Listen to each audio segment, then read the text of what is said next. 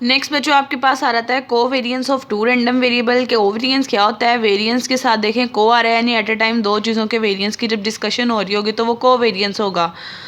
Covariance basically दो चीज़ों की एक्सेप्टेड वैल्यू की प्रोडक्ट है, X minus E X, Y minus Y E Y. इन दोनों की जब प्रोडक्ट पे आप ई अप्लाई करते हो तो वो कोवेरियंस बन जाता है। आपने कोवेरियंस की डेफिनेशन और फॉर्मूला याद कर लेना है।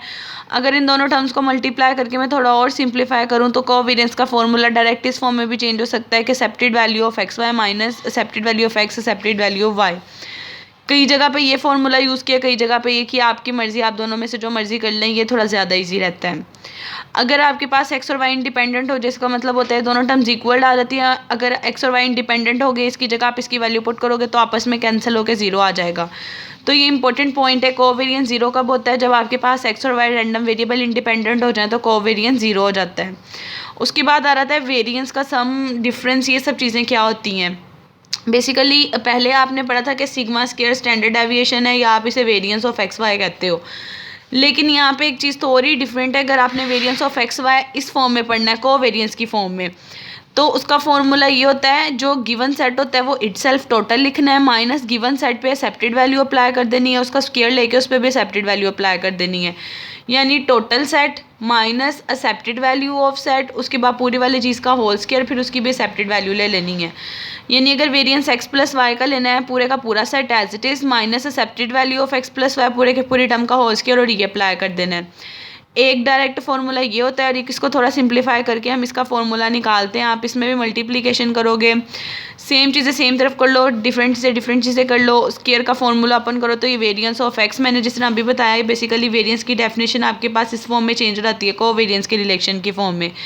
ये वेरिएंस ऑफ आई का फार्मूला बन जाएगा, ये 2 टाइम कोवेरियंस की वैल्यू आ गई है। तो यहाँ से पता चलता है अगर कोवेरियंस जीरो हो तो variance X plus Y variance of Y के इक्वल आता है, और इस तरह variance of X minus Y भी variance of X variance of Y के इक्वल आएगा। आपने ये सारे फॉर्मूला से याद कर लेने हैं। कोरिलेशन क्या होता है? कोरिलेशन का फॉर्मूला याद कर लेना है। कोरिलेशन के कोफिशिएंट को रो से डिनोट करते हो एक्स वाई के साथ, इसके ऊपर कोरिलेशन आ रहा होता है, बेसिकली आपके पास यहाँ पे कोवेरियंस आ रहा होता है, ओवर में आपके पास वेरिएंस इसके अंडरवुड आ रहे होते हैं। दोनों फॉर्मूला से याद कर लेने हैं। इसकी प्रॉपर्टी है, प्रॉपर्टी नंबर 1 के वो सिमेट्रिक होता है, एक्स वाई वाई एक्स के इक्वल होता है। सेकंड प्रॉपर्टी अगर कांस्टेंट नंबर ऐड कर लो कोई फर्क नहीं पड़ता। थर्ड प्रॉपर्टी ये 1 और -1 के बिटवीन होता है। कोरिलेशन माइनस और 1 -1 के बिटवीन होता है, इसका प्रूव आप कर सकते हो। प्रूव करने के लिए दो रैंडम वेरिएबल एक्स और वाई लेने पड़ेंगे और उसके रिस्पेक्ट से जी1 जी2 अपने से लेट करना पड़ेगा कि इसका जो एक वाला पार्ट है एक्स माइनस एक्स आई ओवर एक्स वाले वेरिएंस का वो जी1 है, और ये जो दूसरा पार्ट है वो जी2 है, और इसके अंदर ई एक्स ई वाई ये वाली जो वैल्यूज़ हैं ये आपके पास ई ऑफ Z1 Z2 0 है और वेरिएंस की वैल्यूज़ 1 है। ये सारा कुछ लेट करने के बाद आपने वेरिएंस कोवेरियंस की वैल्यूज़ निकालनी है। जब आप एट द एंड निकालोगे आप देखोगे वो 1 -1 के बिटवीन लाई कर रहा होगा। बहुत इजी सिंप्लीफिकेशन है बच्चों, आप लोगों ने ये वाली प्रॉपर्टी का प्रूफ ट्राई करना है। अगर आपसे ना हो तो आपने मुझसे पूछ लेना नेक्स्ट लेक्चर में, या भी पूछ लेना, मैं आपको बता दूंगी कैसे किया हुआ है। ठीक है, एक चीज़ ये आपने करनी है, और सेकेंड लिस्ट की एग्जांपल्स है। एग्जांपल्स बहुत इजी है। एक चीज़ का याद रखना है, जहाँ पे डिस्क्रीट की बात हो रही होगी फॉर्मूला सारे पुराने लगेंगे, जहाँ कंटिन्यूस की बात हो रही होंगी रैंडम वेरिएबल जो है उसके लिए वेरिएंस का फॉर्मूला ये निकाल लेना है। वेरिएंस इस तरीके से ज़्यादा इजीली निकल जाएगा। डिस्क्रीट में आपको सिंपल कहा था वेरिएंस एक्स वाई कोवेरियंस निकालना है। वेरिएंस इसके फॉर्मूलाज आपने लिखे। वेरिएंस का फॉर्मूला जो हमने पहले पढ़ा था वो क्या था?